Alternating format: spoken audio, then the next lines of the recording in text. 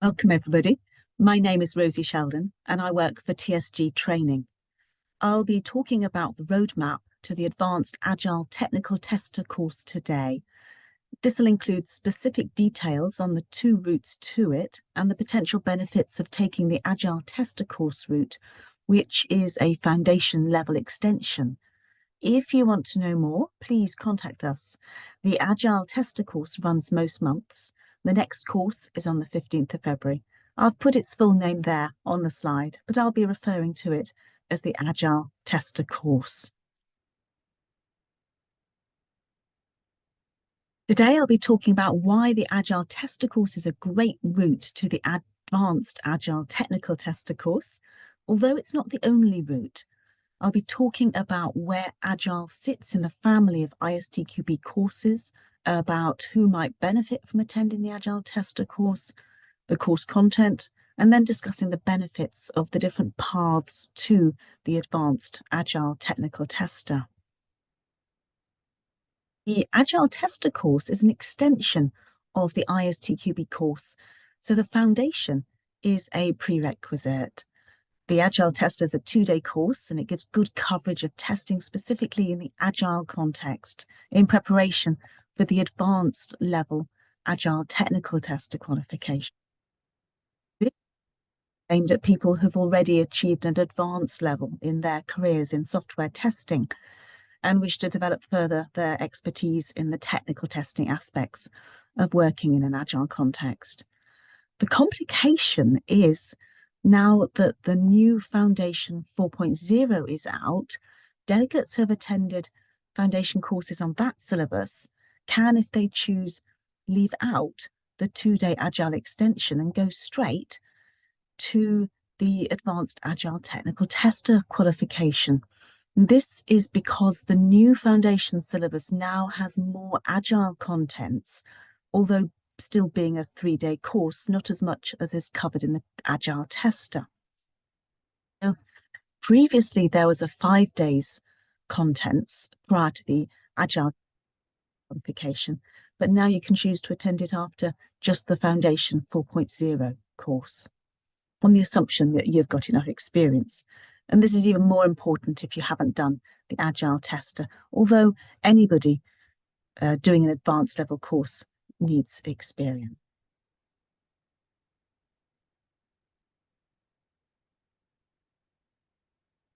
Those who took the foundation from the earlier 2018 syllabus need to complete the Agile Tester as a prerequisite. But although this might feel like an extra course and cost, it prepares you for that Agile Technical Tester course. It's a very useful stepping stone, whichever foundation you took. How agile are you? Are you ready to take the plunge? The Agile Tester course is suitable for a wide range of individuals who want to know more about how testing fits into the Agile context and team. I've had organizations moving towards Agile, testers unsure of their future, testers who have completed the ISTQB Foundation and want to know more specifically about Agile. And is what they're doing Agile? Business analysts working in Agile, hoping to be developers who want to know more about testing in Agile, testers who do the course as a standard part of their apprenticeship scheme, and testers who want to do the Agile Technical Tester course and they haven't done the Foundation 4.0. I've had managers who are new to testing and want to know what Agile is. Like these toothbrushes, Agile team members are all a bit different, but Agile team members benefit from a shared understanding of Agile. So although this is a course about testing in Agile, it benefits anyone working in or with Agile teams, as it starts with a broad Agile topics, and Agile team is a cross-functional team, and sometimes this is why individuals come on the course. They want cross-functional training.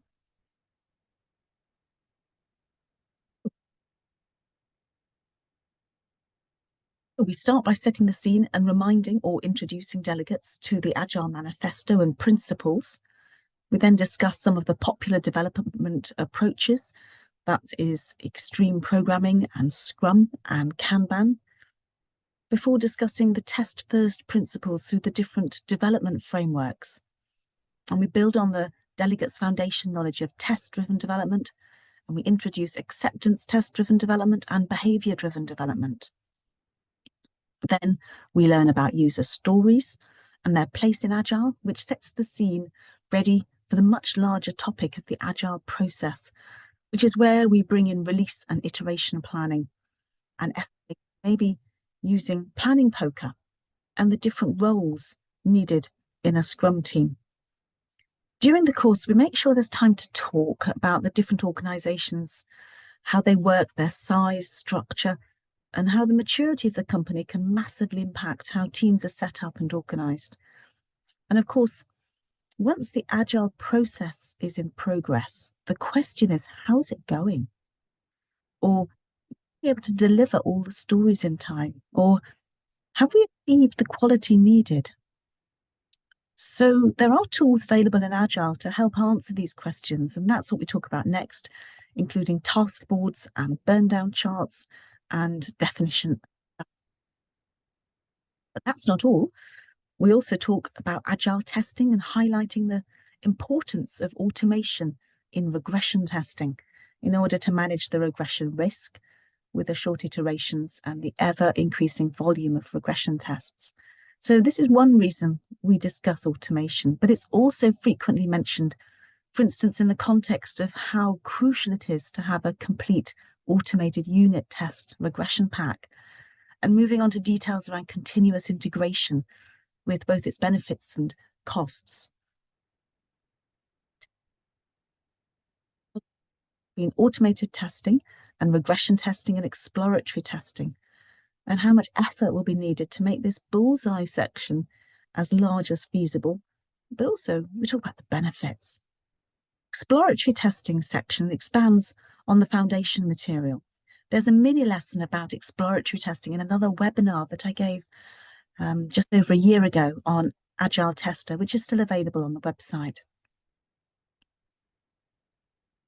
Pyramid and the testing quadrants help us emphasize Agile testing being a team effort, with the whole team underpinning their Agile work on a shared agreement about the level of risk and how we can mitigate it, starting with the shared endeavor around the stories and collaborating with the business, risk informing the estimates, and on through to testing with its many facets, static testing, dynamic testing, white box testing, black box testing, experience-based testing, functional testing, non-functional testing.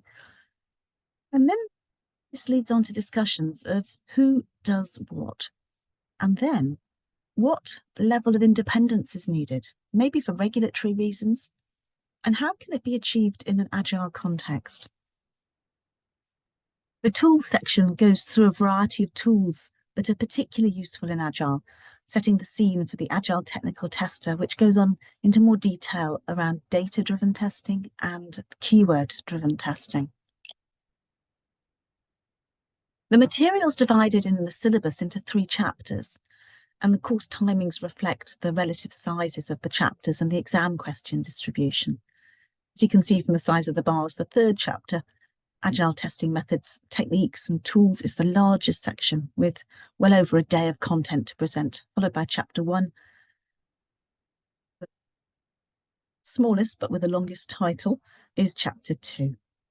The course is presented using slides and exercises and multiple choice questions, so delegates are able to discuss the material and raise any questions related to their situation and start to consolidate it ready for the exam. There's homework too and a mock paper. And typically delegates take the exam less than a week after the course. The exam's very similar in format to the foundation course, with 40 multiple choice questions with a pass mark of 26. You may be thinking, why is an Agile tester course needed? Why isn't the new Foundation 4.0 enough? Well, for some people, the Foundation 4.0 route onto Agile technical tester is the best route.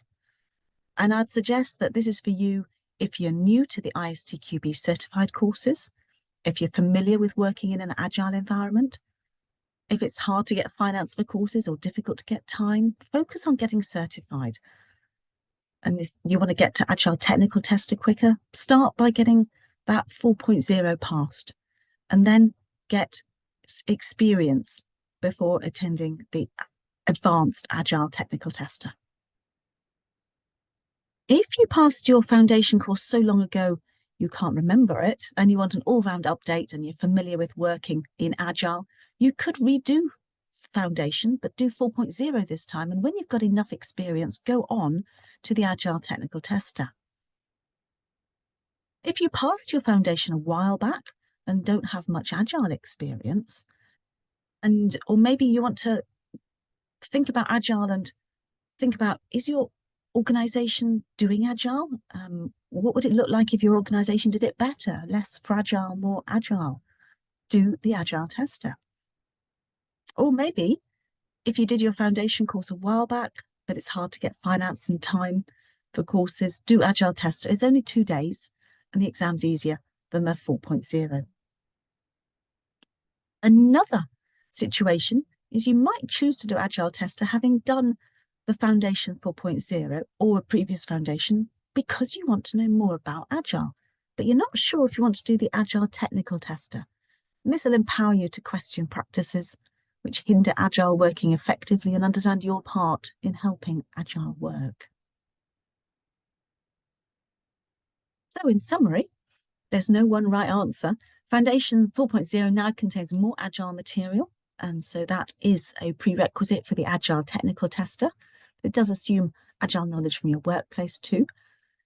The Agile Tester is a certified broad-based course for testers new to Agile, and it also is that prerequisite for Agile Technical Tester if you passed your foundation 2018 or before, that syllabus.